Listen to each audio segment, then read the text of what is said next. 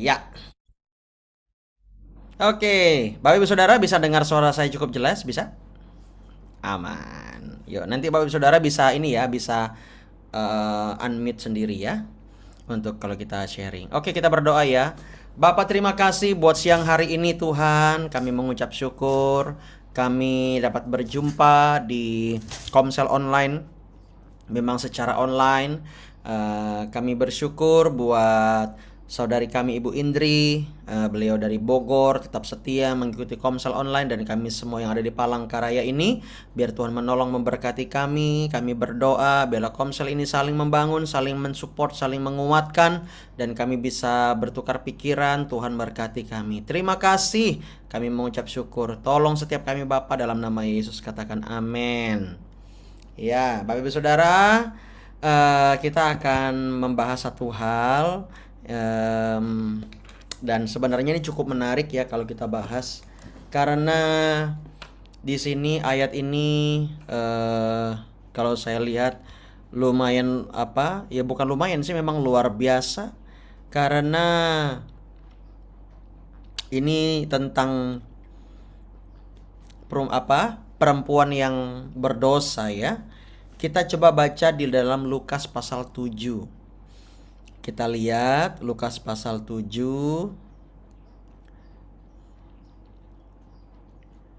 Jadi di sini ceritanya Yesus itu lagi kayak diuji oleh orang-orang Farisi. Ya. Nah, di sini orang Farisi bilangnya begini. Jika ia ini nabi, ayat yang 39 itu dari Lukas pasal 7 ayat 39. Jika Yesus ini nabi, tentu ia akan tahu siapa dan orang apakah perempuan yang menjamahnya ini. Tentu ia tahu bahwa perempuan itu adalah seorang berdosa.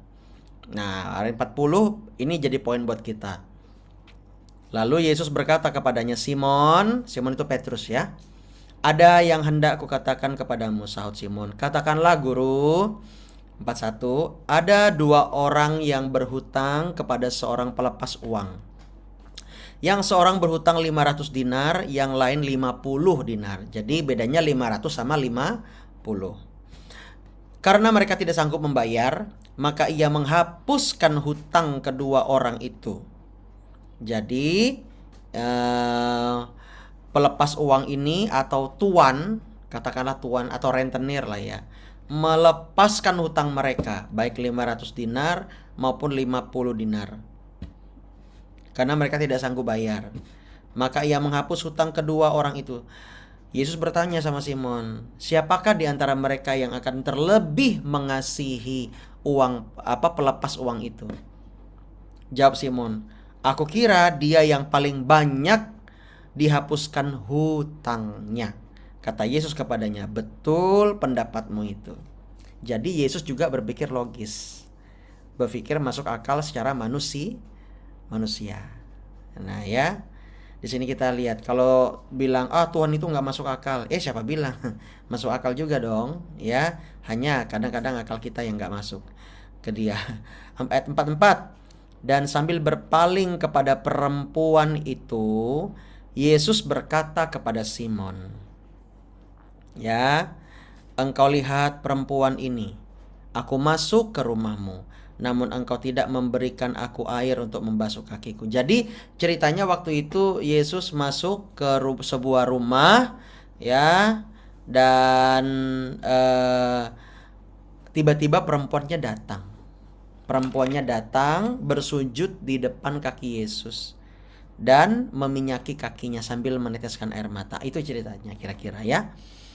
Tetapi dia membasuh kakiku dengan air mata dan menyekanya dengan rambutnya.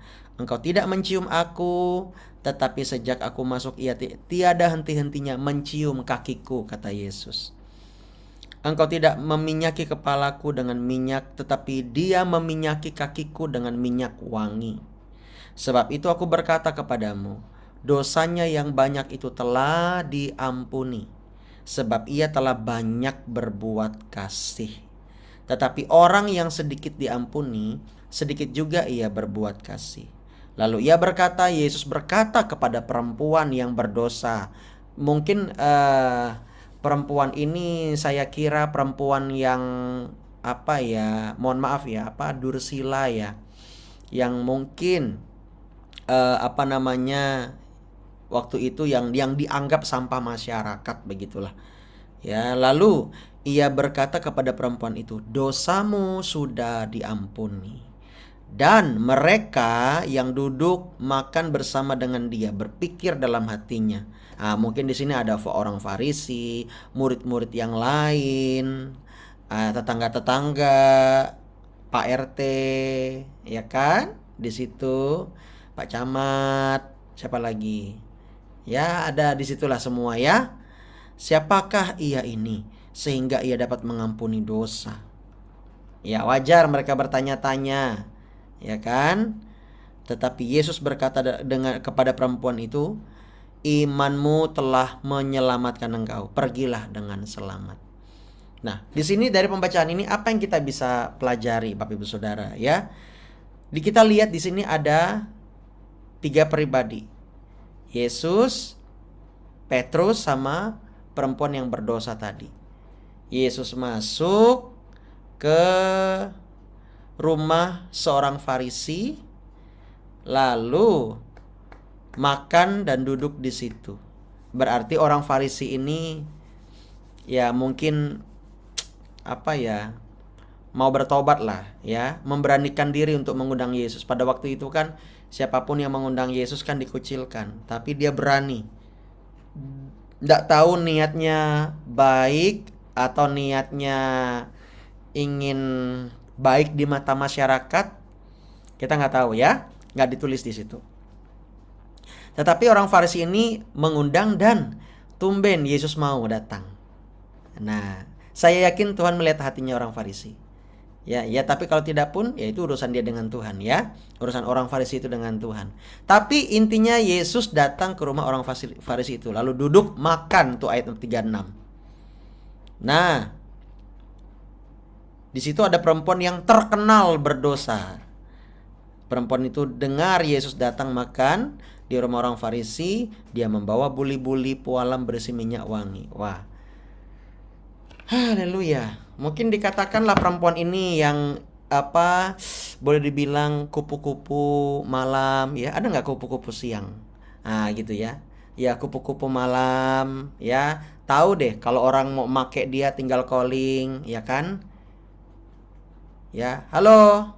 Nah udah datang. Jadi begitulah kira-kira. Ini perempuan ini terkenal sekali. Nah tetapi sejak kehadiran Yesus dan dia bertobat, saya yakin dia mendengar kabar Yesus, dia mau bertobat. Sebenarnya orang-orang yang seperti itu Bapak Ibu Saudara, mereka pingin bebas dari rasa bersalah. Ya, saya tidak tahu apakah Anda pernah berjumpa dengan orang-orang seperti ini ya. Nggak tahu juga apakah Anda pernah yang cowok ya memakai mereka atau apa, saya tidak tahu. Tetapi saya mau kasih tahu orang-orang yang notabene berdosa seperti ini, contohnya perempuan ya. Waktu itu lebih kepada perempuan. Kalau sekarang mau nggak perempuan nggak cowok, ya kan? Yang perempuan juga bisa, yang cowok juga bisa. Jadi nggak pandang bulu ya, nggak pandang gender gitu. Nah di sini perempuan ini merasa aduh hatinya itu bergejolak sekali dan dia pengen bertobat. Yesus datang di situ dan di rumah seorang Farisi. Ketika Yesus datang, dia langsung tersungkur di depan Yesus. Tahu nggak Bapak Ibu Saudara? Saya tuh tiba-tiba teringat orang yang tiba-tiba tersungkur ke depan waktu kita KKR di Tehang. Jadi saya hampir-hampir keadaannya seperti ini gitu loh. Kita nggak suruh dia maju, tapi dia yang maju sendiri bersujud di depan sambil nangis ya waktu itu ya. Betul nggak sih? Iya kan? Setahu saya dia nangis luar biasa, seorang ibu-ibu parubaya. Dan saya merasakan dia ingin bertobat dan menyesali perbuatan-perbuatan di masa lalunya. Nah, demikian juga orang ini Bapak Ibu Saudara. Itu waduh, ya, dia datang dan dia hanya berani mencium kaki Yesus. Pada waktu itu kan rasanya aneh ya. Coba tiba-tiba nih kita komsel nih. Tiba-tiba ya kan dengan rasa bersalah Serapim Oksa lalu tiba-tiba menyeka kaki saya pakai rambutnya gitu. Nggak kebayangkan ini what happened to naon ini, ya kan? Apa ini orang ini? Kenapa dia ini? Ya, kesambet apa dia ini? Ya, dia pakai minyak sinergi, pakai rambutnya. Kenapa ini? Ya kan? Pasti kita bertanya-tanya dan kemungkinan kita risih kan, bawa dia ke luar dulu, dikonseling dulu. Ada apa kamu nih? Ya, dosa apa? Kenapa kamu begini? Nah kan begitu. Tetapi beda dengan Yesus. Dia membiarkan wanita itu ya menyeka kakinya dengan air mata dan meminyaki kaki Yesus. Ya, itu tanda seseorang seperti hamba. Pada waktu itu budayanya begitu, Bapak Ibu Saudara. Kalau kita sekarang kan pasti rasanya risih, aneh gitu kan. Jangan-jangan nih orang gila nih. Kalau Serapim kayak gitu, kabur kita ya. Kabur di base camp begitu kan. Lalu dia dari kamar atas lalu turun ke bawah, kita lagi komis, lalu dia bilang, "Pastor." Langsung di kakinya saya, kakinya Eni, Pastor Eni, dia begitu. Kabur kita, ya kan? Biar urusannya Bu Kartini dulu. Lah tapi ini enggak, budaya waktu itu enggak begitu. Mereka tahu bahwa seorang hamba kalau merasa bersalah, ya begitu. Kakinya itu kayak dimohon dipegang begitu. Pernah lihat film India nggak sih Bapak Ibu Saudara yang zaman dulu?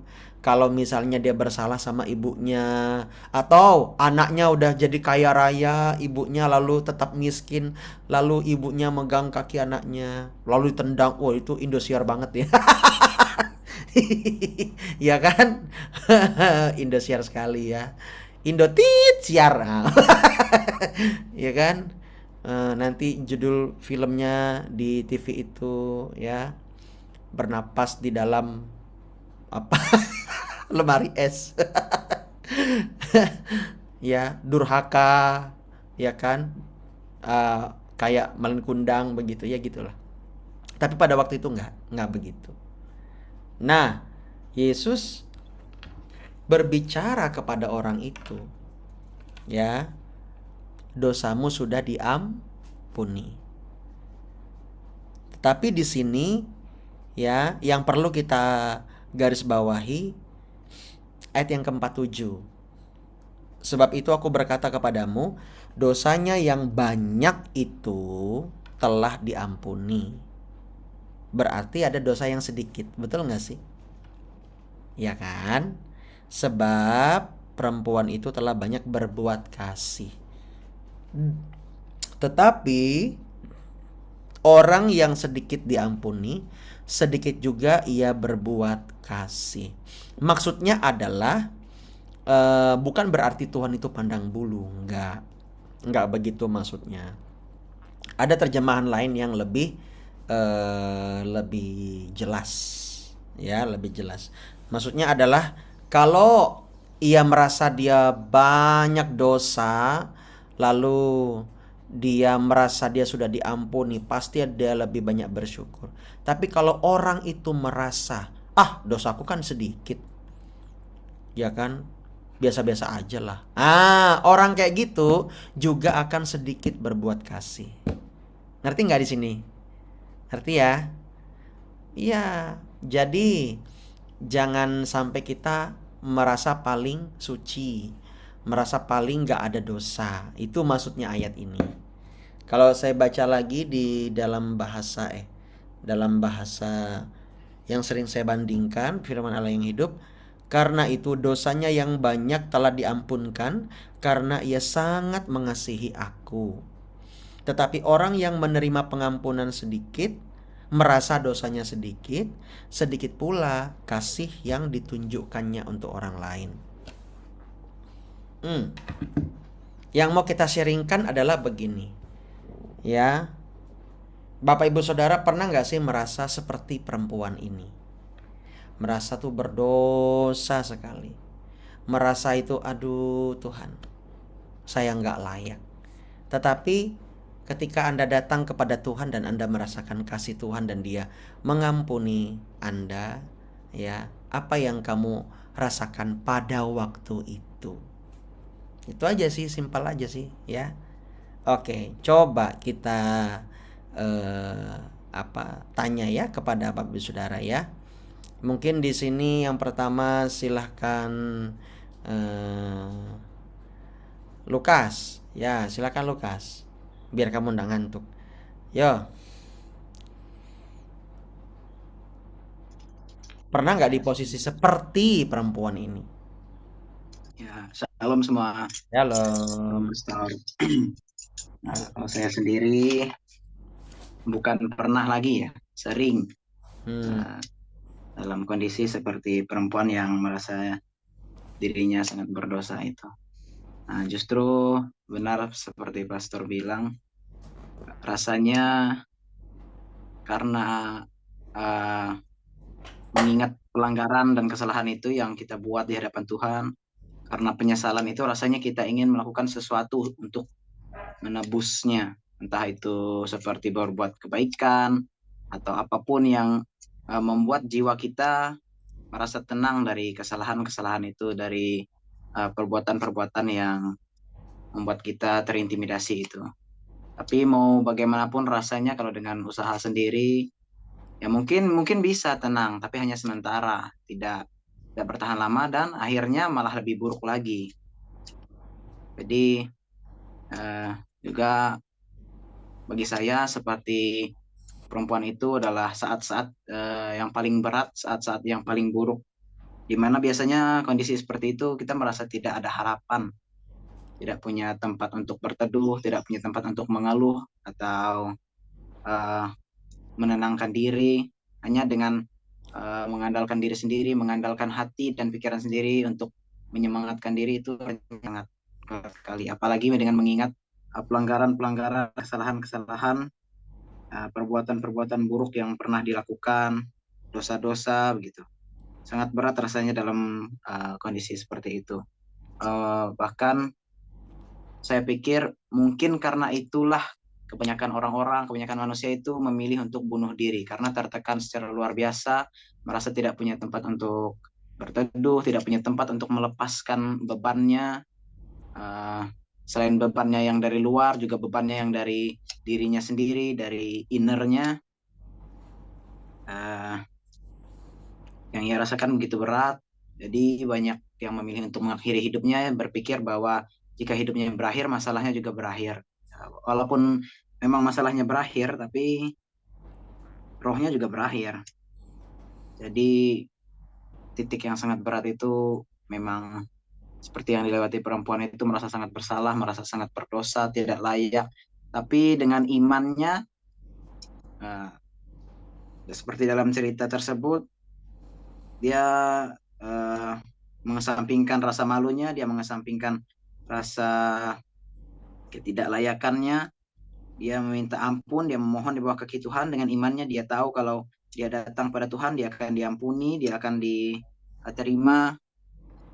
Bagi saya seperti itu juga saya selama ini, saya datang ke kaki Tuhan, walaupun saya datang itu sebenarnya bukan juga karena kemauan saya sendiri, tapi dorongan yang saya percaya itu dari Roh Kudus supaya saya datang pada Tuhan, bertobat, menyesali kesalahan saya sebelum terlambat. Belum semuanya benar-benar terasa sangat berat dan tidak terkendali. Seperti itu, Pastor. Oke. Waktu kamu datang kepada Tuhan, kamu rasakan apa? Kalau setiap kali datang pada Tuhan, terutama pas awal-awal saya dipulihkan, mengalami proses pemulihan, rasanya itu sangat luar biasa, Pastor. Memang agak susah dijelaskan dengan kata-kata, tapi satu hal yang pasti itu yang bisa kita pahami, yang bisa kita rasakan sendiri, adanya damai sejahtera. Hmm. Menurut saya masuk akal Alkitab berkata dalam Tuhan itu ada damai sejahtera yang melampaui segala akal. Ya. Sebenarnya nggak masuk akal kita merasakan damai sejahtera seperti itu dengan kondisi kita yang amburadul, dengan kondisi kita yang berantakan. Tapi nyatanya saat kita datang ke Tuhan, kita menangis di bawah kaki Tuhan, kita merasakan damai sejahtera yang bisa dibilang di luar nalar. Kita merasa hangat, merasa nyaman, kita merasa diterima, kita merasa diampuni, kita merasa ada tempat untuk berkeluh kesah, ada tempat untuk berteduh. Jadi kalau bagi saya sendiri itu damai sejahtera yang sangat luar biasa. Yes. Walaupun itu melewati tangisan atau mungkin bisa juga dengan tertawa mungkin. Tapi yang saya pahami kebanyakan kalau untuk menyesali ya dengan tangisan, dan rasanya menangis di bawah kaki Tuhan itu walaupun kita tidak melihat Tuhan secara fisik atau secara mata memandang, tapi hati kita itu terasa sangat dekat. Tuhan itu, kasih Tuhan itu terasa sangat nyata, terasa sangat wah begitu. Seperti yang saya rasakan sendiri dulu, saya pas awal-awal saya ikut komsel saja, pas pujian saja sudah menangis. Hmm. Saya benar-benar merasakan tempat saya diterima, tempat saya benar-benar dipulihkan, tempat ini hadirat Tuhan yang sesungguhnya, yang memulihkan, menyembuhkan, menyelamatkan. Itu yang saya rasakan, Pastor.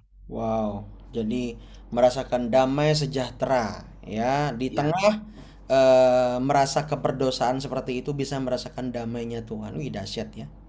Kalau dunia kan enggak. ya, Dunia itu ingat itu walah udahlah akhiri aja ya kan. Tapi kalau dalam Tuhan enggak, merasakan damai segal, damai sejahtera ya di luar nalar, ya, melampaui segala akal kan. iya. Betul. Hmm. Oke, luar biasa. Terima kasih, tepuk tangan buat Lukas. Oke, sekarang silahkan Paulus dulu nih. Paulus, silahkan Paulus. Kenapa kamu gelap sekali, Paulus? Nampak giginya. Silakan Paulus. Apa yang Karena saya pernah nggak dari kamu timur. merasakan di posisi seperti itu? Bahwa merasa berdosa Ya, shalom sekali. semuanya. Shalom. Merasa berdosa. Ya, pastinya tentunya dan sangat benar. Saya pernah merasa berdosa, Pastor. Dan saya ya seperti perempuan itu, saya mengaku dengan mulut bibir saya sendiri, saya sangat menyesal. Dan Hah? itu Kamu seperti perempuan itu? ya bukan bukan aku punya rambutku yang Iya. panjang, Pastor. Maksudnya Iya, punya biar apa? biar nggak ngantuk, Paulus.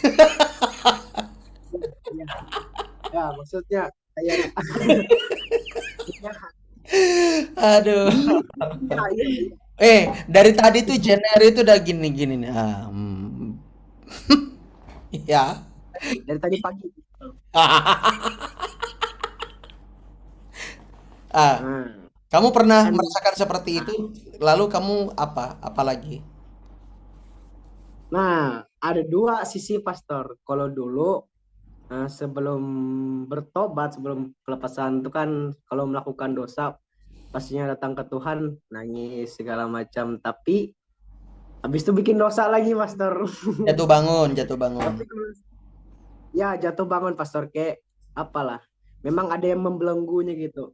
Hmm. Tapi ya kalau sekarang puji Tuhan, kalau datang ke Tuhan ya, kalau misalnya ada bikin salah sedikit aja, Pastor, nangis ke Tuhan itu enak banget. Seperti yang dikatakan Freddy juga kan, seperti dikatakan Lukas, ada damai sejahteranya, ada kayak benar-benar Tuhan tuh menopang. Kayak dia bilang apalah, bukan bilang sih, Pastor. Pokoknya perasaan di hatiku tuh kayak ada yang bilang apalah, kuat.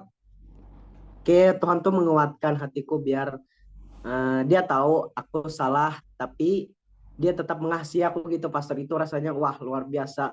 Hmm. Itu aduh kataku mantap mantap jiwa tuh kan. Tapi ya puji Tuhannya aku bisa apalah, kalau sekarang kalau merasa bersalah datang ke Tuhan minta ampun segala macam, aku bisa meresponnya dengan benar. aku mau ditegur oleh Tuhan, ya itu ya pastor. Hmm. Jadi eh, ketika kamu datang kepada Tuhan rasanya mantap benar. Oke. Ya. Mantap banar. Oke, oke, bujur lah bujur. Ya. Bojor banar. Ndak ilah hello kan? Jadi langsung to the point ya. Itu dari tadi tuh Ya, Joseph tuh mau ketawa, ketawa aja lu, Bro. Ngapain lu tahan-tahan pakai begini-begini ya.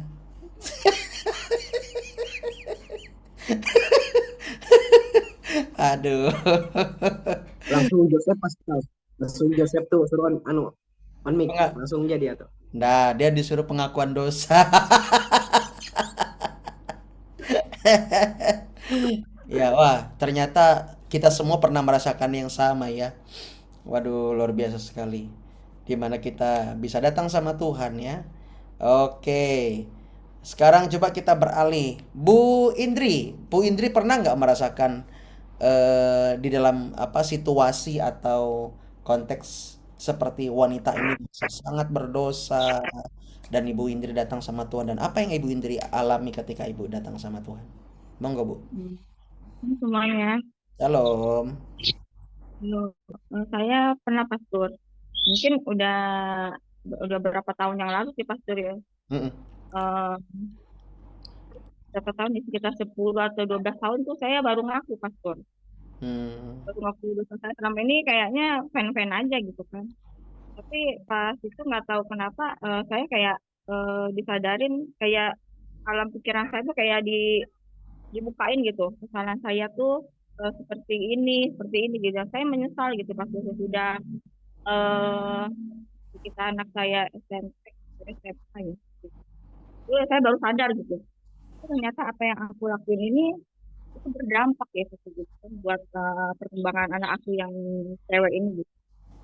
Terus aku di situ baru sadar, aku nangis gitu, nangis se ininya gitu, sejadi-jadinya waktu itu aku salah, maksudnya aku salah, tuh aku nggak bisa apa, memberikan sesuatu yang terbaik buat anak aku ini yang perempuan ini gitu karena waktu itu kan aku merit itu umurku masih muda pasti Hmm. sekitar 20 atau 21 ya karena kan suami aku udah ada umur waktu itu saya sama suami saya beda 9 tahun waktu itu jadi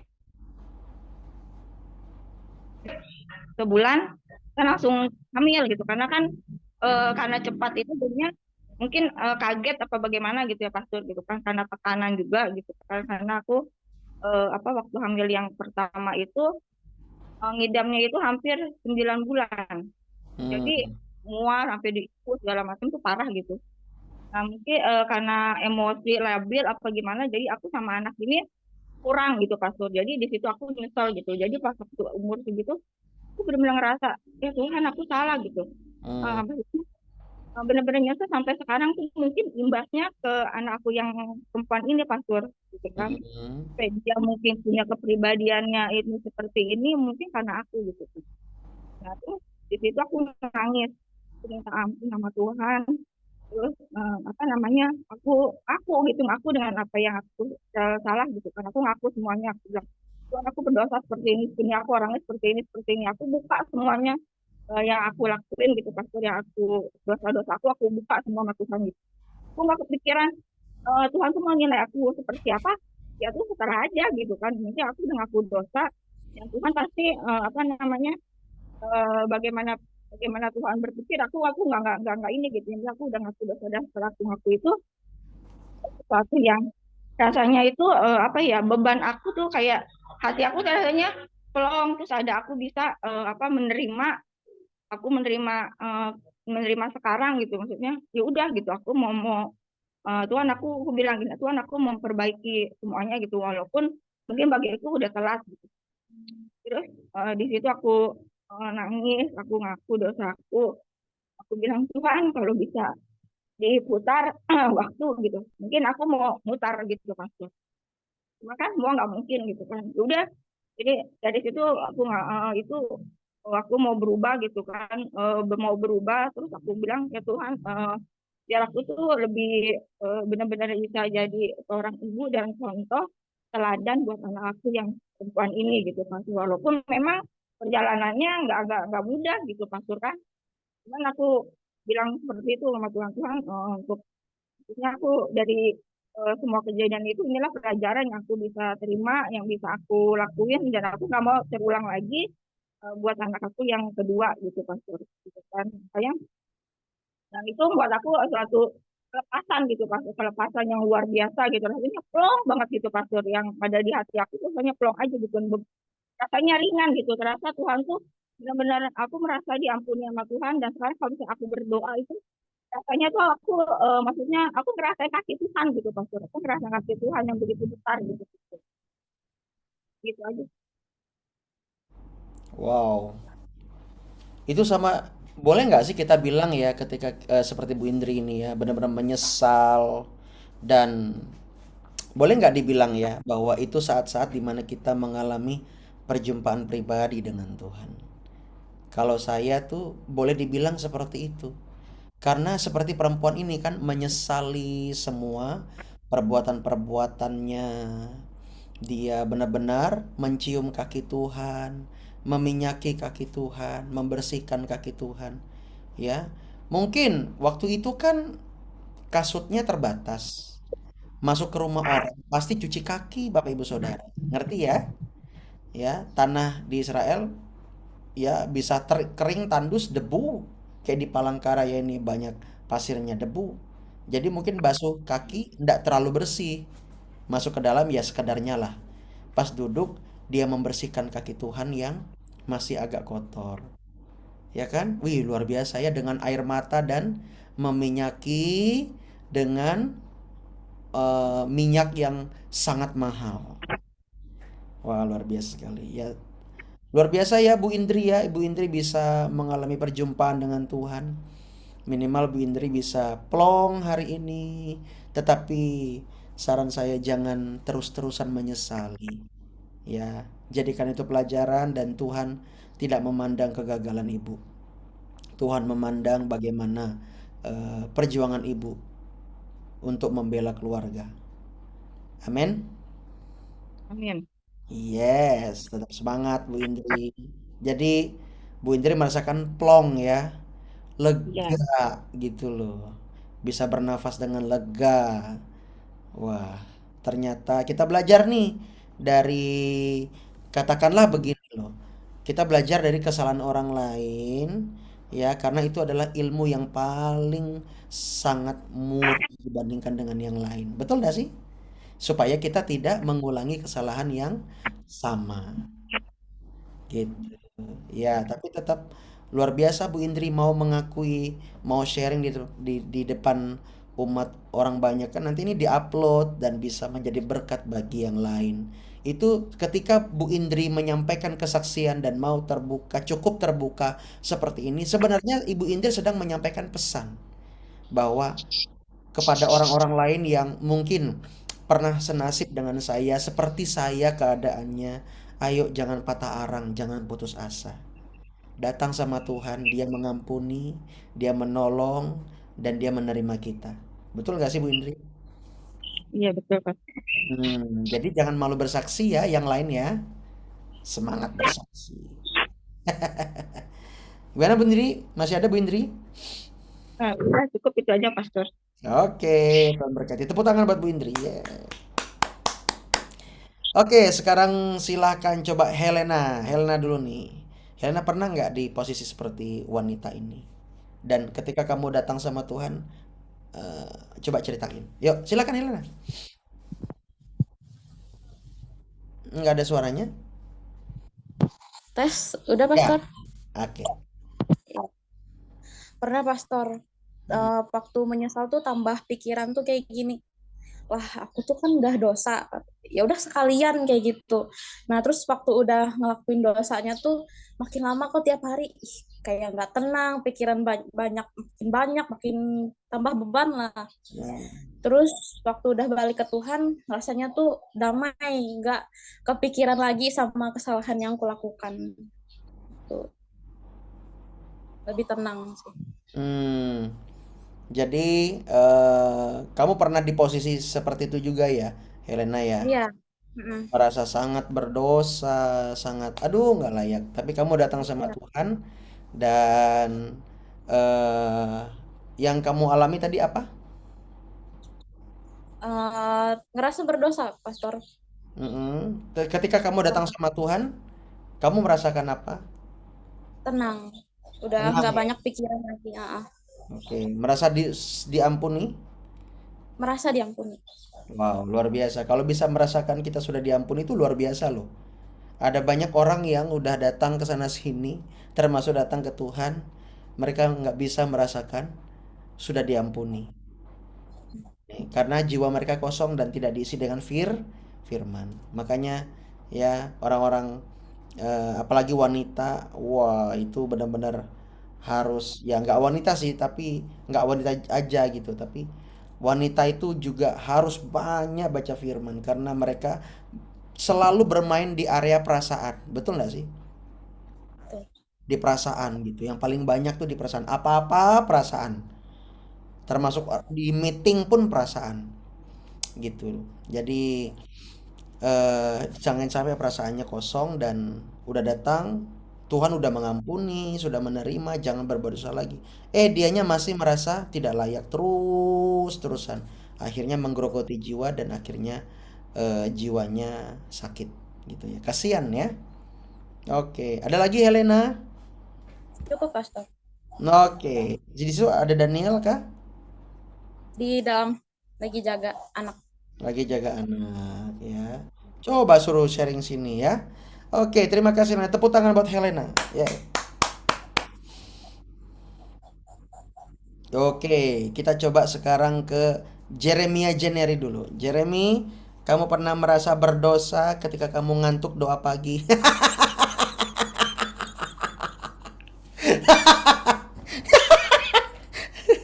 Iya, iya. Ayo Jeremia, kamu pernah nggak merasakan hal seperti itu? tes tes Iya, suaranya itu apa namanya? Agak deketin wajahmu ke HP biar jelas. benar benar tes Coba saya matikan suara saya ya.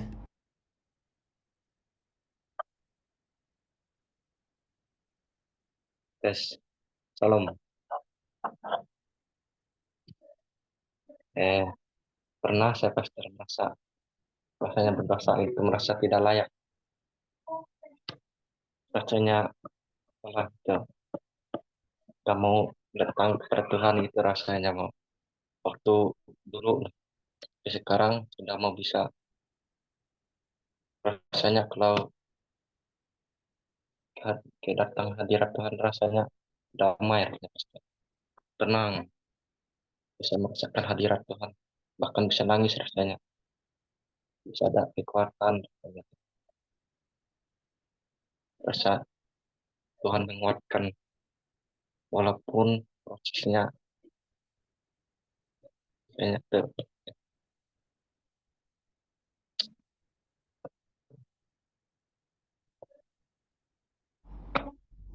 Gimana Jeremy?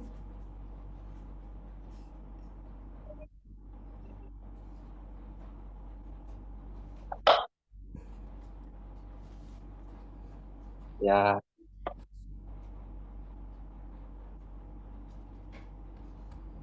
begitulah. Kamu ini mau ketawa apa mau nangis? Dari tadi saya nunggu. Gimana gimana? Ceritain aja, belajar ngomong. Yuk. Kayaknya nggak layak pastor. Merasa nggak layak. Tapi kamu ketika kamu merasa nggak layak itu kamu datang sama Tuhan, apa yang kamu rasakan? Dan ada orang rasanya berdamai, tenang, Damai ya, damai. Oke, kamu merasa kamu sudah diampuni? sudah rasanya. Puji Tuhan, berarti jiwanya sehat.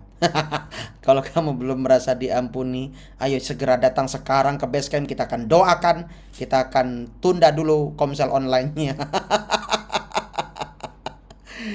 Oke, luar biasa sekali. Ada lagi Jeremy? Cukup. Oke, tepuk tangan buat Jeremy Jennery.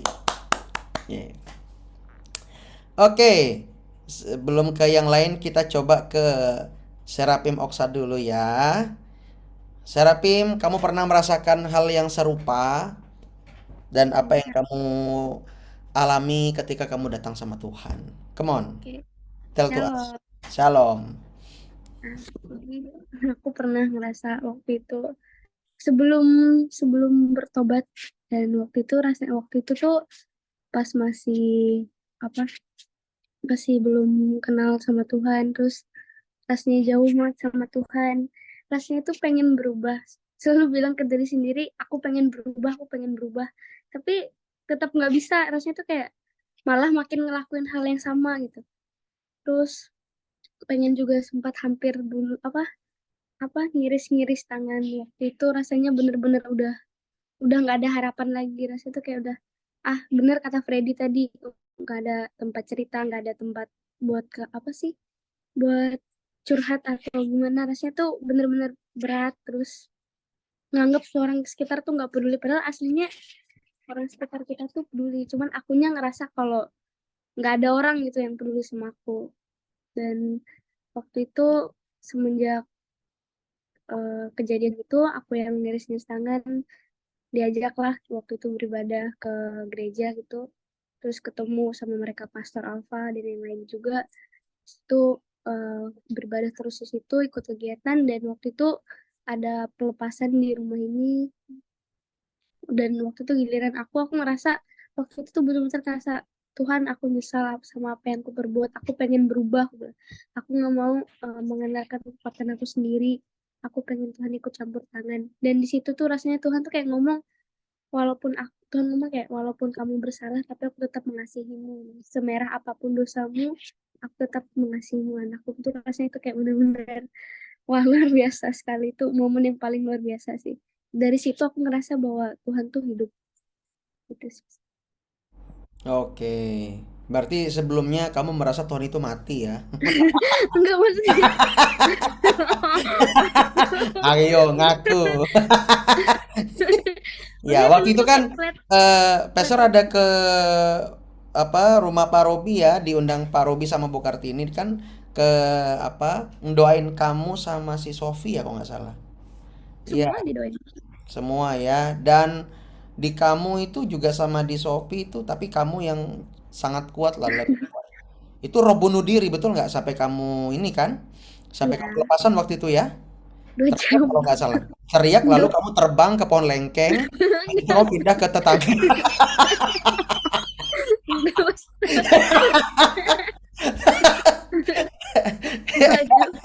Hah? Mengakulah. Oh enggak, setannya pindah ke babi yang di tetangga.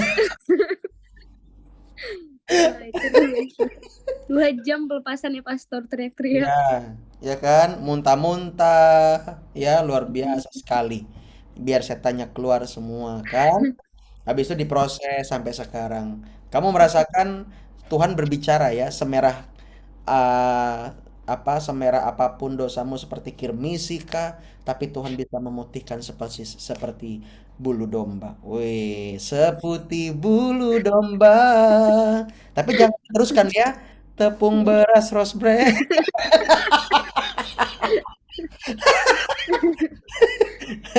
Ya, wah luar biasa sekali. Ya, apalagi Serapim mau diceritain? Udah sih gitu aja. Oke.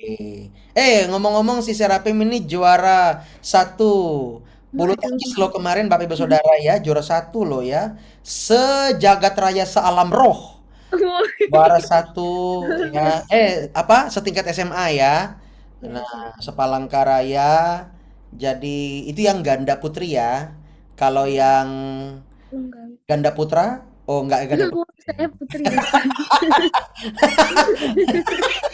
Ya, yang single ya kan, yang jomblo dia juara 3. Loh ya dong. Ada yang ganda putri sama ada yang jomblo. Yang jomblo dia juara 3 gitu. Yang single maksudnya. Oke, ya, oke. Coba kita ke ini Bu Ramani ada nggak Bu Ramani? Shalom Bu. Oh, mungkin Bu Ramani belum ada ya. Oke, coba kita ke ini dulu deh. Ke siapa? Daniel, ayo Daniel.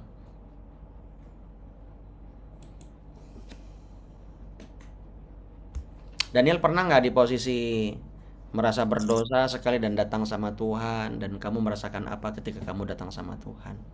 Yuk, Apa tadi Pastor? kamu pernah nggak merasa ketika kamu menjadi orang yang sangat berdosa? Kan konteks kita itu dari Lukas pasal 7 ayat 39 sampai 50. Di situ dikisahkan wanita yang berdosa, dia wanita Dursila, ya. Jadi dia ya katakanlah menjual diri untuk dipakai sama pria-pria pada waktu itu. Dan ketika Yesus ada di rumah orang Farisi, di mana orang Farisi itu mengundang Yesus untuk makan, dia tiba-tiba masuk dan mengurapi kaki Yesus, mencium kaki Yesus, dan dia menyesali akan dosa-dosanya. Nah, Yesus katakan di situ, dosanya yang banyak telah diampuni karena dia telah banyak berbuat kasih. Lalu ayat 48, Yesus berkata kepada perempuan itu, dosamu sudah diampuni. Jangan berbuat dosa lagi. Nah, kira-kira gitu. Nah, pasti perempuan ini dia sangat menyesal dan dia sangat bersyukur walaupun meneteskan air mata. Nah, kamu pernah nggak kira-kira seperti di posisi wanita ini, merasa sangat berdosa, lalu kamu pernah nggak datang sama Tuhan dan kamu akui semua, dan kamu di situ mengalami perjumpaan nggak dengan Tuhan? Coba diceritain. Pernah Pastor, kalau nggak salah tuh 2021 itu konteksnya mirip-mirip sama Ibu Surye juga. Waktu anak kedua kami ini nggak kepengen kami awalnya ada anak kedua. Itu sempat dari kami tuh mikir apa digugurin aja gitu. Cuma nggak tahu kenapa waktu itu aku bilang jangan, Ayuja, kata aku. Kalau kita gugurin itu kan sama aja membunuh, kata aku. Cuma oleh yang sempat ada pikiran mau gugurin itu aja, si pastornya merasa dosanya banget karena menolak kehadiran anak. Tapi enggak sampai gugurin. Enggak. Hanya di angan-angan saja waktu itu. Ya, di angan-angan. Memang sudah sempat diobrolin apa digugurin aja gitu. Jangan. Akhirnya sudah besar nih, sudah senang lihatnya. Malah makin bahagia gitu. Haleluya. Iya, tapi situ merasa bersalah ya, tetap sampai merasa bersalah juga ya. Ya, merasa bersalah. Sempat datang nggak sama Tuhan? Minta ampun atau apa? Sempat Pastor. Kami dua berdoa sama-sama malam itu. Minta petunjuk Tuhan. Ya, puji Tuhan kalau misalnya sudah dilakukan ya. Luar biasa. Ya. Masih ada yang lain, Daniel? Mungkin ini Pastor sama kalau yang merasa bersalah sampai yang merasa bersalah banget itu mungkin nggak bisa lepas dari game. Ya. I see. Ya. Oke. Bukan nggak bisa lepas ya. Ya, pasti bisa. Cuman butuh proses. Terus apa yang kamu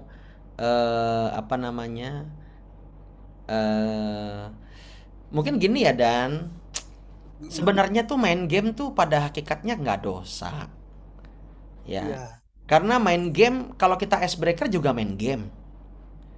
Ya kan? Terus kalau kita, apa bedanya main game dengan dia ngelihat reels di Instagram selama 5 jam gak henti-henti? Sama aja gitu loh. Dia ngelihat YouTube gak berhenti-berhenti. Terus walaupun dia nggak main game, terus dia ngelihat YouTube itu YouTube-nya YouTube game selama berjam-jam itu dari tengah malam. Sama aja sebenarnya. Cuman jangan sampai kita itu nggak bisa mengontrol diri. Itu buah dari buah dari Kalau kita tuh diperbudak sama barang ini. Ngerti nggak sih? Ngerti Pastor. Itu yang membuat kita berdosa gitu karena kita seolah-olah mendua tuan kan? Gitu loh. Jadi perlu diubah cara berpikir kita. Main game itu sebenarnya nggak dosa, kecuali gamenya game yang ini ya, game yang nggak bener gitu ya, kayak misalnya judi atau ada main game yang ke arah pornografi, ada loh, ya. Nah itu kan nggak benar, itu udah dosa. Maksudnya tuh kalau main game apa sih yang lari terus dia ngelompat nanti dikejar sama satpam. Iya kan? Ya. Apa tuh namanya? Ya gitulah. Habis itu main game puzzle, ya kan? Dan cuman memang harus hati-hati. Makanya kita kalau main game itu selalu sarankan kepada anak-anak roni kita, ayo tahu waktu, dijadwal, belajar disiplin, gitu loh. Oke, nah mungkin kamu main gamenya di waktu yang kurang tepat. Iya, Pastor. Sehingga kamu jam tidurnya keganggu. Nanti kalau ada satu gesekan anak entah cerewet atau rewel, bisa-bisa misalnya nih, ya kan? Saya kan nggak tahu, tapi mengira-ngira aja. Omongan binatang keluar sama istri atau sama siapa, ya kan? Binatang keluar. Nah, itu yang gara-gara kurang tidur, gara-gara pikirannya pingin terkait game terus. Itu yang harus diantisipasi. Begitu. Iya, Nah, lalu Pastor. sekarang kamu mau nggak komitmen mengurangi dan tidak lagi? Maksudnya tuh tidak di jam yang salah begitu. Mau, Pastor. Ya, good lah kalau begitu ya. Dan kamu harus buat list hari ini, besok targetku apa. Targetku besok main gamenya tidak lama-lama. Mending main sama anak-anak ya. Anak-anaknya lucu-lucu loh. Walaupun mungkin ya di rumah nggak ada fasilitas seperti yang lain. Itu kesempatan anak-anakmu tuh masih usia emas. Emas banget. Apa yang kamu tanamkan mereka akan ingat seumur hidup mereka. Itu usia 0 sampai 5 tahun, 1 sampai 5 tahun. Itu golden age. Usia emas mereka. Oh, banyak main game sama mereka. Saya lihat itu dan ada seorang papa, dia kayaknya orang Rusia. Dia tuh nggak ngajarin anaknya main gadget. Anaknya tuh ada 3 apa 4 orang, cewek semua. Dia ajak main game. Dia buat konten. Dapat duit dia dari situ. Ya. Nah, salah satu yang kita mainkan tadi malam waktu komsel itu game dari dia loh. Dari bapak itu ya, yang estafet pakai apa tuh corong kardus, ya kan? Terus ada yang lain yang dari bola pingpong. Wah, dari situ aja dia seru sekali. Rumahnya udah gede, ya. Gara-gara ngonten, ya nggak apa-apa daripada main gadget kan yang nggak jelas gitu loh. Mungkin gitu dan padahal kamu dengan anak-anak kamu tuh peluangnya sangat besar sekali. Kalau mau dikreatifkan, gitu ya. Tugas gembala harus membuka pikiran jemaat. Wah. Iya. Gimana respon kamu Dan?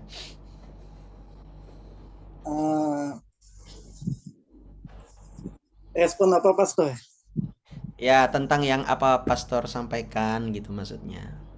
Mungkin bagus, Pastor. Mungkin bisa nanti saya dengan istri coba terapin main game sama anak. Nah, direkam, beli apa tuh namanya tripod yang sederhana, direkamin aja. Wah, itu banyak viewernya. Mereka nanti, udah begede kan bilang, "Papa aku gini ya dulu ya main sama papa ya." Wah, mereka bangga sama kamu, sama Helena sebagai orang tua. Ya kan? Ya. Heeh. Terus kalau boleh saran tuh anak-anak jangan diizinkan untuk menonton tayangan yang short video di YouTube. Kalau ya. kalau karena kadang-kadang konten dewasa pun di situ, hati-hati ya. Perkataan kotor lah, iya kan? Nah, kalau di YouTube Kids juga harus diawasin Daniel, jangan Iya. sampai enggak, karena di YouTube Kids juga kadang-kadang aneh-aneh, yang adalah mainan apa game bunuh diri lah, ada apa, harus difilter gitu. Iya. Mm-mm. Oke, gimana Daniel? Ada lagi yang mau diceritakan? Cukup Pastor. Wah, luar biasa. Tepuk tangan buat Daniel. Oke, sekarang Bu Ramani, ada nggak Bu Ramani di sini? Iya, mungkin nggak ada ya.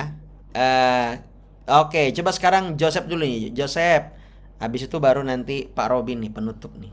Selalu Master Top penutup nanti. Berikan kesimpulan demi kesimpulan. Wais. Silakan, Joseph. Salam Pastor. Salam. Salam. Halo.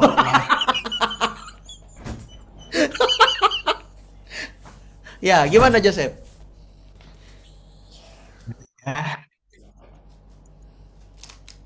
Mungkin saya juga pernah merasa berdosa. Jadi pernah ngapain sih? Apa? Pernah apa?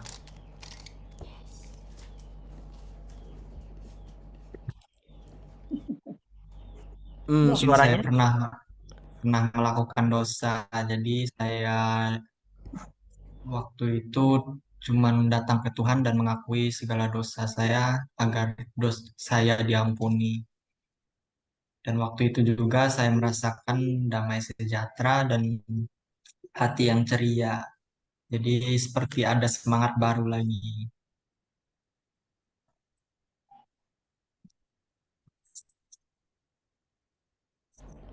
Itu aja. Itu aja Pastor. Luar biasa. Nggak sampai satu episode dia ngomong. Iya. Ya, tapi kamu merasakan apa tadi katanya ketika datang sama Tuhan?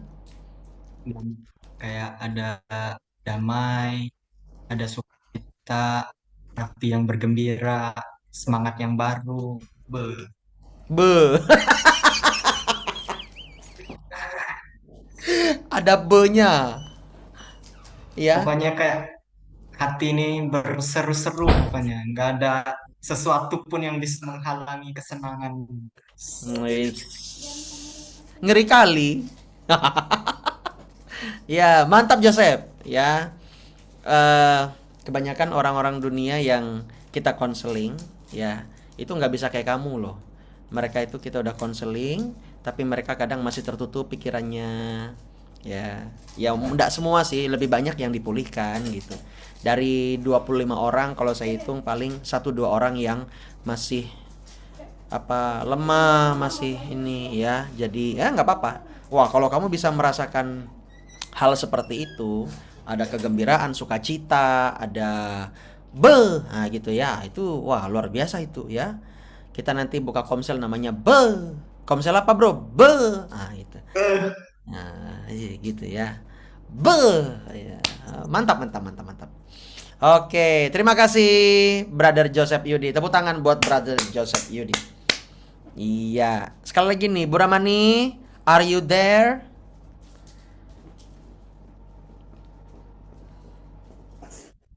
Bu Ramani. Ah, ini dari tadi Bu Ramani.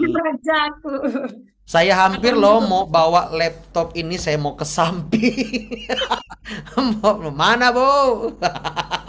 Puji Tuhan, haleluya. Ya, Bu, gimana Bu? Ibu pernah nggak Bu merasa seperti perempuan yang apa namanya? Ibu ada dengar nggak sih sharing kita tadi tentang di Lukas? Dengar dari awal. Oke, Ibu Sampai pernah nggak di panjang. posisi seperti itu, merasakan, aduh berdosa sekali saya ini, dan Ibu finally Ibu datang kepada Tuhan, dan Ibu merasakan apa ketika Ibu datang sama Tuhan? Monggo Bu, tell to Ya, us. pernah Pastor. Sering lah. Hmm. Soal kita hidup di dunia dosa lah, dunia yang nyata ini. Jadi kalau ya seperti tes celup tuh rasanya berdoa minta ampun, olehnya kesibukan nggak ingat lagi bahwa kita nih baru bertobat, berulang lagi, minta maaf lagi. Ya itu yang anunya sekarang. Tapi aku puji syukur lah selalu Kalau enggak tuh dengar khotbah pastor, dengar khotbah yang keras-keras aku biar aku tuh dibentak-bentak gitu rasanya. Habis itu kalau baca kalau baca ini pastor, baca Alkitab aku nggak bisa yang nggak pakai mic, aku pakai mic pakai handset, jadi semuanya mendengung langsung. Wow, Rasanya kayak mantap. ya Totalitas nih, wes. Pak kalau Robi. nggak kayak gitu ngantuk pastor, habis itu nggak ngerti aku, nggak Oh, ngerti kayak iya, iya. biar berharga gitu-gitu tuh nggak ada rasanya vokal konsonannya keluar maksudnya. Kalau pakai itu tuh biar sampai tuh semangat lah. Ya, kalau dosa aku nih banyak pastor, nggak bisa dibilang satu-satu. Ya Yang sama lah, penting Bu. sekarang, yang penting sekarang aku bersyukur sama Tuhan, Hmm. diberi kesempatan hidup, sehat, dan kita melakukan apa yang kita mampu, yang kita lakukan. Setiap saat kita libatkan Tuhan, itu yang aku rasanya bersyukur. Kita diberi kesempatan, itu yang aku ucapkan banyak bersyukur, pastor. Ya. Itu yang paling sulit kita dapatkan kalau dikasih kesempatan. Ini dikasih kesempatan, ya inilah gunakan waktu sebaik-baiknya. Ketika Ibu datang sama Tuhan, apa yang Ibu alami, Bu? Suatu luar biasa, pastor, nggak bisa diungkapkan dengan kata-kata seperti yang dikatakan Jeneri. Nggak bisa diungkapkan, soalnya bersama Tuhan tuh luar biasa. Tuhan apalah rasanya. Di situ kita merasakan kedamaian yang luar biasa, pastor, yang luar biasa. Bisa kita cerita apa masalah kita, segala apalah beban lah. Yang kalau kita cerita sama manusia kan nggak mampu dia. Ya. Kalau sama Tuhan dia mampu dari A sampai Z. Semuanya bisa kita ceritakan luas. Pernah aku cerita curhat sama orang-orang jauh sakit, pastor. Aku merasa berdosa sekali. Aku bilang terlalu berat lah aku ceritain. Aku bilang nggak mau lagi aku cerita ke orang, paling kelis-kelisnya aja cerita kayak itu sedikit-sedikit lah. Ya. Kalau sama Tuhan full semuanya. Waktu paling totalitas bercerita tuh di mobil, pastor. Waktu nyetir. Betul. Ya, waktu sendiri lah, anak-anak tidur, nyetir itu. Rasanya luar biasa lah, tapi kesempatan ini mampu lah. Mudah-mudahan mampu lah, pastor, doakan. Pasti. Biar kita bisa apa yang Tuhan inginkan dalam kehidupan kita atau kesempatan yang ada ini digunakan sebaik mungkin. Ibu Ramani ini ya cuman satu obatnya. Apa? Ibu Ramani harus ikut pelayanan nanti kalau KKR, biar Ibu lihat bagaimana Tuhan bekerja. Ibu lihat dengan mata kepala Ibu sendiri. Oh, di situ iman Ibu mulai. Mau saya, pastor. Percaya omongan saya. Iya. Ibu nanti akan lihat. Ibu akan terima urapan sama dengan kita. Tuh. Haleluya. Ya, saya berdoa biar nanti kalau ada pelayanan KKR di mana Ibu bisa ikut. Amin. Memang ada kerinduan kemarin yang di mana tuh, pastor, di Talaken aku tuh mau ikut. Tehang. Deborah lagi bilangnya aku ini tanding, bilangnya.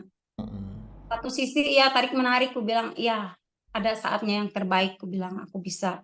Kan kalau Yuliani sekali aja main, nanti nggak main lagi, aku bilang. Iya. Ya tetap nanti kalau ada bisa, mudah-mudahan aku bisa lah kalau Tuhan berkenan.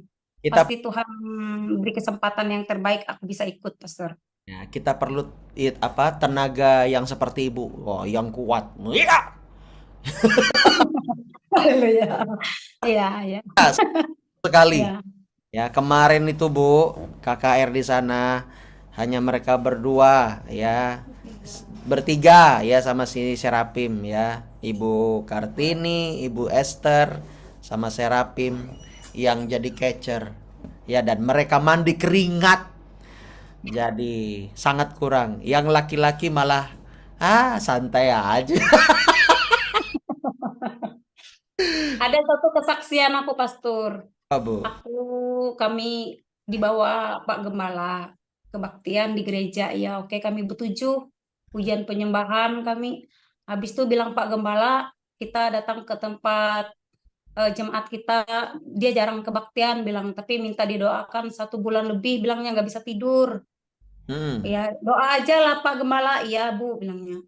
Ya datang ya kami 2 motor, 1 mobil 2 motor berangkat, berhenti, kok nyanyi yang ngajang-ngajang, langsung Ibu Ramani bilangnya. Ibu Ramani tumpang tangan. Oh, nggak pujian penyembahan dulu lah. Nggak, langsung aja Bu, biar cepat. Pas aku yang tumpang tangan pakai minyak urapan, keringatku pastor, sebiji jagung keluar. Aduh, nggak pernah aku tumpang tangan ke orang. Aku biasa ditumpang tangan oleh pastor, orang hamba Tuhan yang lain. Itu aku yang tangan ke orang tuh sambil berdoa tuh luar biasa. Ternyata orangnya tuh bekas dukun, pastor. Oh, mantap. Iya, habis itu kami bertiga kan, Pak Gembalanya terakhir, pas temanku yang kedua dia tumpang tangan juga, dia kayak apa tuh, kesurupan. Aku tuh orangnya keringatku banyak tuh, langsung bahasa roh aku, yang itu bahasa itu aku, biar imanku kuat. Cepat aku mundur, habis itu yang temanku dua tuh yang dia kesurupan, habis itu baru Pak Gembalanya. Aku tanya Pak Gembalanya pas kami pulang, aku sampai nggak ingat kunci, gara-gara keringatku banyak sampai ke belakang kunci mobilku nggak ingat. Kenapa seperti itu Pak? Aku nggak pernah ikut pelayanan, aku bilang. Kalau kita lama-lama bilangnya iblisnya keluar semua bilangnya. Kalau kayak gitu dia lagi tidur. Loh. Aku bilang kalau peperangan itu harus berani lah, aku bilang. Kalau pastor kami yang itu Pak Pastor Alpa, aku bilang langsung aja Bapak yang di muka, kalau orang di belakangnya mendoa pendukung, habis itu nyanyi-nyanyi, aku bilang biar anunya tuh dahsyat lah, aku bilang itu. Enggak punya kita lain. Aku yang baru itu keringat sebesar jagung, pastor. Kunci ku nggak ingat aku nyimpannya. Sampai lama aku nyari kunci, sampai basah roh aku carinya. Ya itu luar biasa. Ya bersama Tuhan tuh luar biasa, pastor. Aku dalam suka duka, dalam tertawa ada rasanya, kayak Yuya kemarin juga pas tanding itu. Oh, Yuya aku bilang kamu jangan kaku, aku bilang. Aku kasih minyak urapan di jari-jarinya tuh sampai ke lutut-lututnya, biar lututnya kuat berdiri pas harinya. Aku bilang terakhir ini aja kamu biar kemuliaan Tuhan dinyatakan, bahwa memakai kuasa Tuhan tuh beda sama yang memakai kuasa-kuasa yang lain. Aku bilang, iya mah, bilang. Itu dia ninju, orang sekali tinju dia sampai 10. Oh, aku bilang, aku di sana enggak lagi bilang Yuya, Deborah Yuya. Aku bilang haleluya sudah. Haleluya Yuya, haleluya. Bilang mereka lihat aku, ibu yang mau tanding nih sekarang. Ya, aku rasa semangatnya buat anakku. Aku bilang kasihan dia di ring itu banyak orang lihat. Aku bilang kalau aku nggak berani di pinggir. Ya, kemuliaan Tuhan dinyatakan terus buat kami, walaupun dengan kepercayaan maupun tidak percaya, kayak kita belum yakin tuh iman kita. Yakin nggak? Di situ Tuhan menyatakan kuasanya, pastor. Ya. Tapi rasanya dilegakan lah, bersama Tuhan tuh luar biasa dilegakan.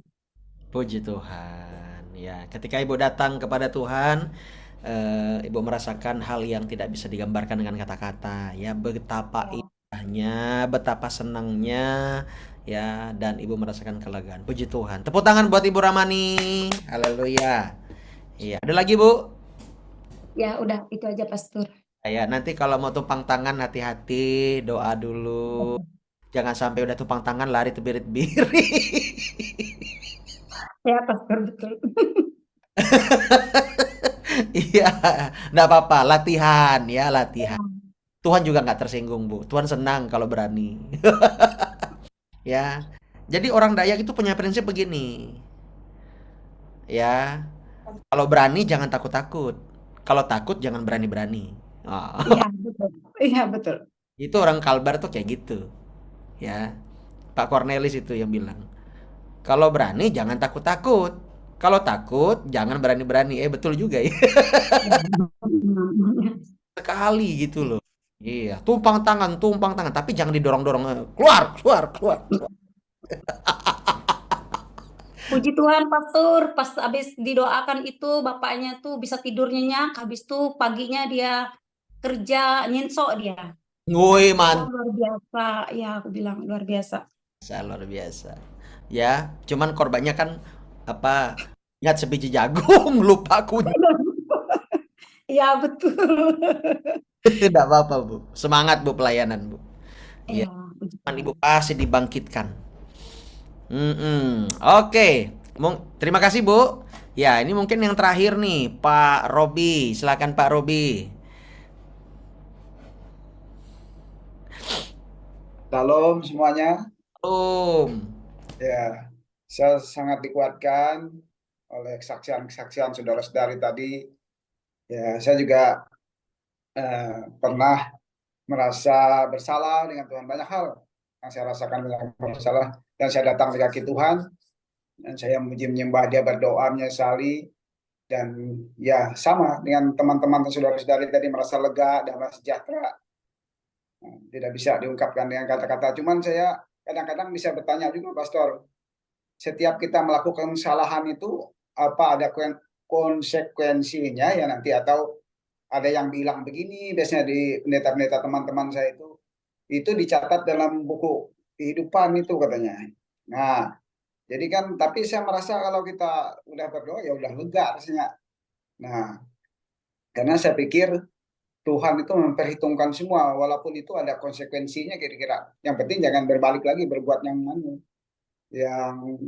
berbuat dosa lagi, saya pikir. Apakah itu memang seperti itu? Nah, itu suatu pertanyaan juga, Pastor, yang saya minta Pastor bisa jawab nanti. Apa memang harus kita ada konsekuensinya nantinya itu? Kalau kita sudah dipanggil, apa memang ada dicatat dalam buku kehidupan bahwa ini kesalahan kamu yang dulu-dulu, ini apa diperhitungkan seperti itu? Seperti hitungan matematik lah, saya kira itu. Nah, mungkin itu, Pastor, yang bisa saya ungkapkan. Oke, kita buka ada ayat yang Tuhan. Ini pertanyaan bagus dari Pak Robi karena orang Kristen banyak bertanya-tanya di area ini. Betul ya, Pak ya? Ya. Udah kita nih meninggal, dosa-dosa kita tuh diungkit lagi nggak sama Tuhan? Ya.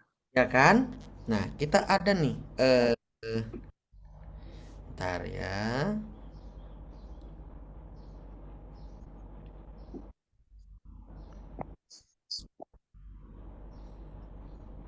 Kalau nggak salah ini deh.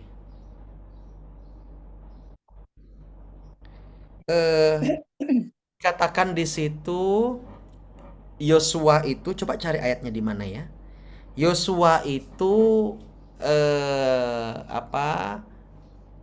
Nabi Yosua itu dihadapkan di Tuhan dan dia tuh lusuh, penuh dengan kotoran, lumpur badannya, tetapi telah disucikan oleh Tuhan. Ada itu. Di mana? Kok saya tiba-tiba lupa ayatnya di mana? Ya. Jadi intinya begini, Pak. Kalau yang zaman dulu ya, para nabi-nabi kan Yesus belum datang.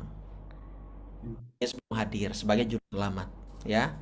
Ketika mereka meninggal, mereka pakaian dengan pakaian kotor. Tetapi mereka yang percaya dengan Allah Bapa, karena Yesus belum hadir kan, ya, hanya ada sebutan Allah Bapa dan Roh Allah, nah, gitu. Tuhan, Yahweh, Adonai, nah itu sebutannya. Yesus belum ada. Yesus itu kan di perjanjian baru, ya. Jadi ketika mereka mati itu dihadapkan kepada Tuhan, mereka memakai baju yang penuh dengan kesalahan, lumpur dan semuanya. Tetapi Tuhan yang menguduskan mereka dan memerintahkan kepada malaikat untuk mengganti baju mereka dengan pakaian kudus. Oke, jadi seperti Daud yang notabene banyak membunuh musuh. Kan Tuhan bilang tanganmu berdarah, tanganmu penuh darah, kamu tidak boleh membangun bait suci. Anakmu lah yang membangun bait suci. Artinya Tuhan tahu tangan dia penuh darah gitu loh, Pak. Dan Nabi Yosua juga begitu. Tetapi ya, coba sambil dicari ya yang punya, mudah-mudahan di mana ayatnya tuh. Tetapi ya, ketika di zamannya Yesus sudah datang ke dunia, ketika kita percaya kepada Yesus, itu malah dikatakan kita dihadapkan iblis berkali-kali mendakwa kita di hadapan Allah Bapa. Oh, itu Alfa itu begini-begini, Robi itu begini-begini. Siapa lagi? Ya, Suri itu begini-begini. Tetapi ketika kita percaya kepada Yesus Kristus dan Yesus yang tampil di hadapan Bapa, Yesus membela kita, ya, dan Yesus menunjukkan tangannya yang berlobang paku, dan Allah Bapa mengingat itu. Dan setiap dosa-dosa itu tidak pernah tercatat lagi. Itu hebatnya di dalam. Ya, kita harus bersyukur. Kita harus bersyukur. Nanti akan kita lihat ayat-ayatnya. Ini saya lupa ini. Dan memang waktu kita terbatas ya. Jadi intinya adalah ketika kita datang kepada Tuhan dan kita mengakui semua dosa-dosa kita. Di dalam kitab Yakobus berkata, Ia adalah Allah yang setia dan adil. Kita baca yuk. Kitab Yakobus. Bentar ya.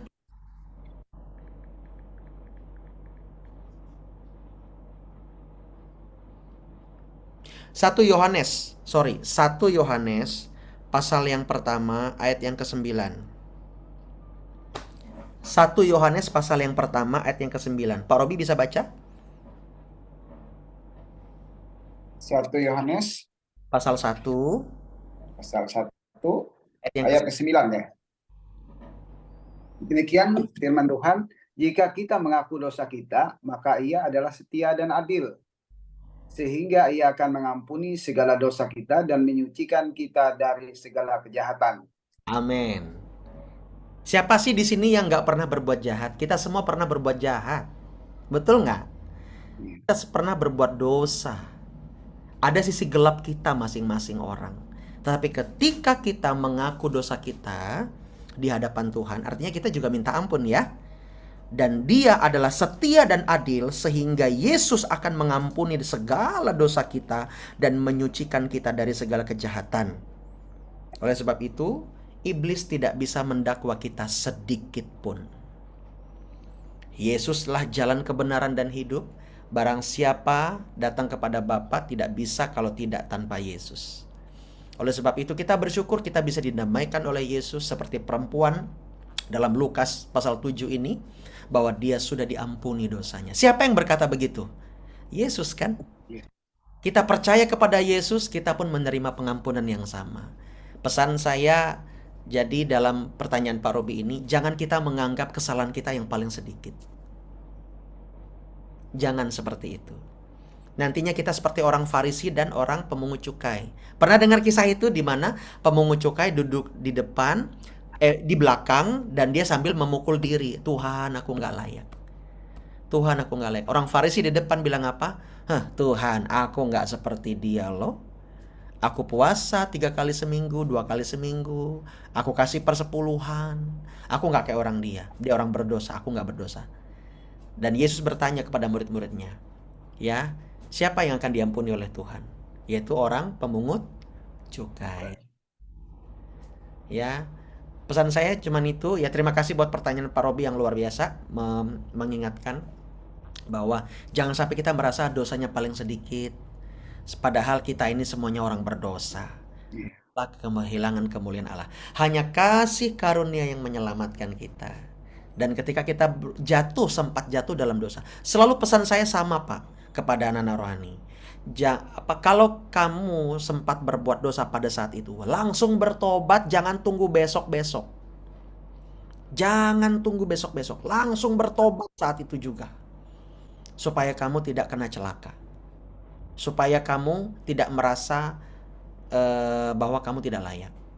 Ya, langsung bertobat dan buat komitmen. Jangan lagi pakai kekuatan Tuhan. Kita nggak mampu pakai kekuatan kita sendiri. Yang konteksnya adalah jatuh bangun ya Pak ya. Ya. Nah, oleh sebab itu saya yakin suatu saat pasti kita akan menang. Di bumi ini semuanya kita diproses. Kalau sampai kita selalu setiap hari terintimidasi, lebih baik datang sama Tuhan. Kalau masih kurang, ya konseling. Biar kita bereskan itu kepada Tuhan. Seperti itu Pak. Apakah cukup membantu? Kasih Pastor. Intinya kita merendahkan hati kita Pastor ya, jangan banding-bandingin dosa kita. Iya Pak, betul. Merendahkan diri di hadapan Tuhan. Kalau kita semua sama berdosa. Betul Pak. Ya. saya, ndak Bapak Ibu Saudara, kita ini orang berdosa. Ya. Malah saya mau bilang, Pastor. malah saya mau bilang ampuni saya kalau saya sempat menghakimi Bapak Ibu Saudara. Lah, harusnya saya menghakimi diri sendiri, mengeluarkan balok di mata saya, baru selumbar di mata orang lain. Kan begitu?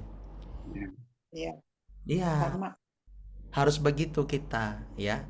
Cuman kadang-kadang memang dalam pendisiplinan, dalam pendidikan ini, ya, memang ini orang-orang konteksnya di sini memang harus kayak di ayo.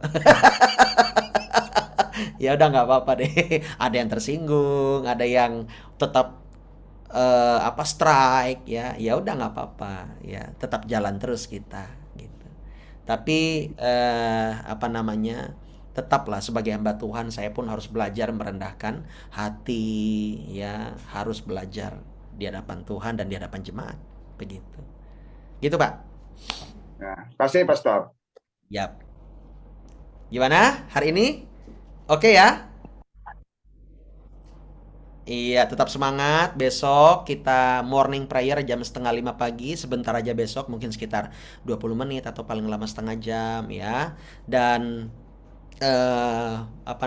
jangan lupa nanti malam kita doa masing-masing di rumah, ya, jam 9 malam kah, jam 8 malam. Dan tetap baca firman. Dan kita ada doa api, ya. Semoga kita bisa bersama-sama lagi. Jadi saya mengajarkan itu jam 1 atau jam 2 sebenarnya. Jadi bangun basaro. Tapi nggak apa-apa, kita mulai jam 1, ya. Oke, Tuhan berkati semuanya. Kita akan berdoa, ya. Saya mau berdoa buat Bapak Ibu Saudara. Yuk, kita berdoa, yuk kita rendahkan hati kita. Bapa, hamba mengucap syukur. Terima kasih untuk kehadiran keluarga Ibu Indri, keluarga Bapak Robi, keluarga Daniel Helena, keluarga Ibu Suri, keluarga Ibu Ramani, dan anak-anak muda Jeremy, Joseph, Lukas, Paulus, Serapim. Hamba bersyukur untuk mereka ikut komsel hari ini. Hamba berdoa Tuhan, biarlah Engkau menguatkan setiap hati mereka, mental mereka tutup bungkus dan tidak akan kena mental, dan mereka semuanya tetap kuat di dalam Tuhan, dan mereka menteladani Yesus, dan mereka semuanya diubahkan hidupnya. Hamba berdoa, biarlah urapan Allah dicurahkan buat mereka. Urapan itu yang memampukan mereka untuk melakukan firman Allah. Hamba berdoa dalam nama Yesus mengalir urapan itu.